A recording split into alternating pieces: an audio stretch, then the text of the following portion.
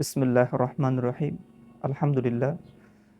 আমাদের কাছে একটি গুরুত্বপূর্ণ প্রশ্ন এসেছে। প্রশ্নটি হলো যে একজন জানতে চেয়েছেন যে আল্লাহ তাআলার আকার আছে নাকি তিনি নিরাকার। এ বিষয়ে সঠিক তথ্য তিনি জানতে চেয়েছেন। শুরুতে আমরা বলবো যে এই প্রশ্নটি আকীদার সাথে সম্পৃক্ত, তাওহীদের সাথে সম্পৃক্ত। যে আল্লাহ রব্বুল আলামিনের আকার আছে এটা একটা শ্রেণী মনে করেন, আবার বড় একটা শ্রেণী সমাজে তারা মনে করেন যে আল্লাহ তাআলা নিরাকার, আল্লাহ তাআলা সব জায়গায় আছেন, সবখানে থাকেন, এটি তারা মনে করেন।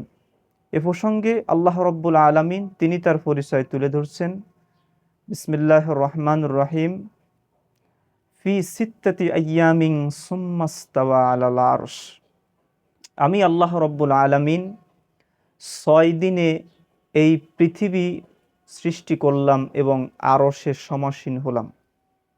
এই আয়াতের সংক্ষিপ্ত তাফসিরে আমরা বলতে পারি, বিশিষ্ট তাফসিরকারক ইবনে আব্বাস, আব্দুল্লাহ ইবনে মাসউদ রাদিয়াল্লাহু আনহুমা সহ বড় বড় বিদ্বান মুফাসসির বলেছেন যে অবশ্যই আল্লাহ রব্বুল আলামিনের আকার আছেন। যদি আকার না থাকবেন তাহলে মুহাম্মদুর রাসূলুল্লাহ সাল্লাল্লাহু আলাইহি ওয়াসাল্লাম মেরাজের রজনীতে কার সঙ্গে সাক্ষাতে গেলেন, কোথায় তিনি দেখা করতে গেলেন আল্লাহ রব্বুল আলামিনের সঙ্গে। আল্লাহ রব্বুল আলামিনের সাথে সরাসরি ফেস টু ফেস সাক্ষাৎ হয়েছে কিনা এ বিষয়ে মতভেদ থাকতে পারে। তবে তিনি আল্লাহ তাআলার এত কাছাকাছি গেছিলেন যে স্থানে পূর্বে কোনো নবী, কোনো ব্যক্তি এই স্থান পর্যন্ত পৌঁছাতে পারে নাই। সুবহানাল্লাহ বিহামদি থাকবে। তাহলে মূসা আলাইহিস সালাতু ওয়াস সালাম কাকে দেখতে চেয়েছিলেন? এবং মূসা আলাইহিস সালাম বলেছিলেন যে রব্বি আরনি, হে রব আমাকে দেখা দেন। আল্লাহ তাআলা বলেছিলেন লাম তারানি ইয়া মূসা, তুমি আমাকে এখন দেখতে পাবে না, কিয়ামতের দিন তুমি আমাকে দেখো। কিন্তু মূসা আলাইহিস সালাম যে জেদ ধরছিলেন, এই জেদ প্রমাণ করে যে মূসা আলাইহিস সালাম মূলত আল্লাহর অস্তিত্ব সম্বন্ধে অবগত হতে চাইছিলেন।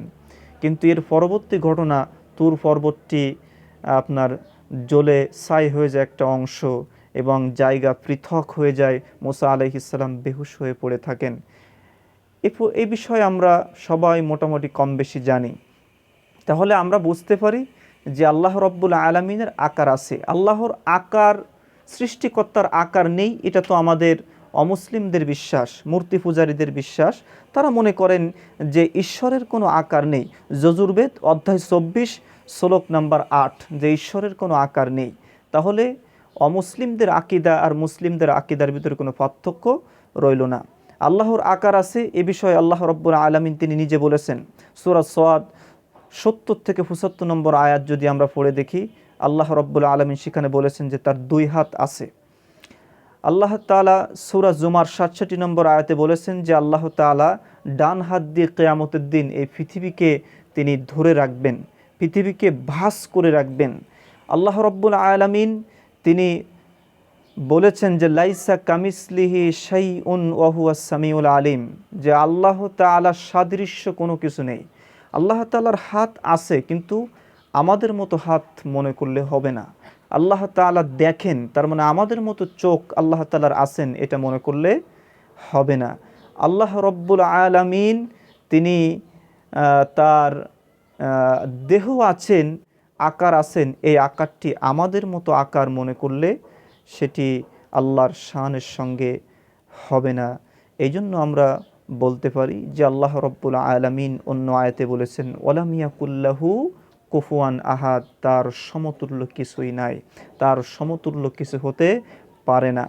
তো এই প্রসঙ্গে আমরা বলবো যে আল্লাহ রব্বুল আলামিনের আকার আছেন। তিনি নিজে বলেছেন যে আমি আল্লাহ তাআলা আরশে আজিমে অবস্থান করি, কিন্তু আমি সব কিছু দেখি, সব কিছু শুনি এবং অন্তরের খবর রাখি। তাহলে তার দৃষ্টি বিরাজমান, তিনি দেখেন এটা সঠিক, তিনি শোনেন এটা সঠিক, তিনি সব কিছুর খবর রাখেন এটা সঠিক, কারণ তিনি আলিমুল গায়ব, তিনি গায়বের মালিক, তিনি সকল ক্ষমতার মালিক। আশা করি উত্তরটি পেয়েছেন।